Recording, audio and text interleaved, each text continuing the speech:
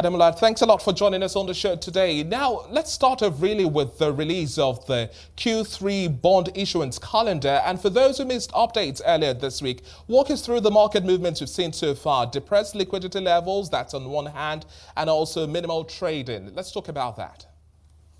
Yeah, so good afternoon. Thank you very much for having me. So as you mentioned, regarding the bond auction, they're looking to borrow about 1 trillion within this quarter. This is around 300 billion lower than what was borrowed within the last quarter. Within the week, we've seen a lot of illiquidity. This is owing to CRR debits, and consequently, this impact the fixed income market. So essentially, we've seen a bearish market on the T-bill side as well as on the bond side. So essentially what we're seeing now is we're seeing them actually trade at rates much higher than where they stopped. Yeah. Let's also talk about shifts that we should expect going forward into the rest of the week and the month of July as we see development across the yield curves for the T-bills and the bond market.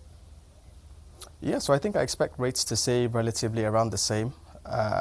Regarding stop rates, I don't think they're going to go higher than the 20.68 for the NTB auction, which is essentially the highest we've had. Within the bond auction, the last bond auction, we did see rates go up, although incrementally, to about 21.50 for the 2033s. So I'm expecting those rates to still be maintained. Yeah. Within the next couple of weeks, I am expecting this illiquidity to persist. Currently, market is in a repo of about 1.3 trillion, which is very different to the trend that we saw last week, where there was a lot of liquidity within the market.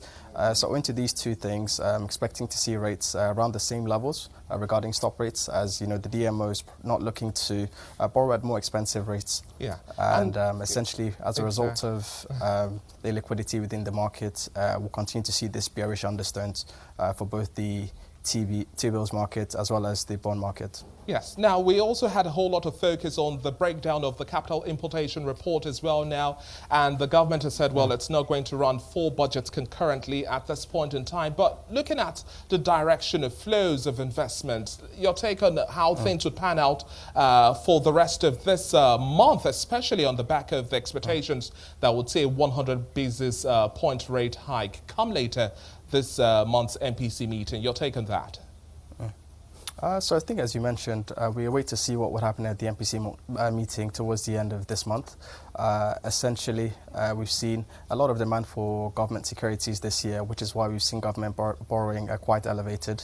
I don't expect that this trend will be overturned, as there is still a lot of demand for government securities, and there is an appetite, as these rates are very attractive for a number of both local but also international investors. So I am expecting that continue to see active participation in subsequent auctions, as well as a lot of being well oversubscribed, which is the trend we've seen for this year.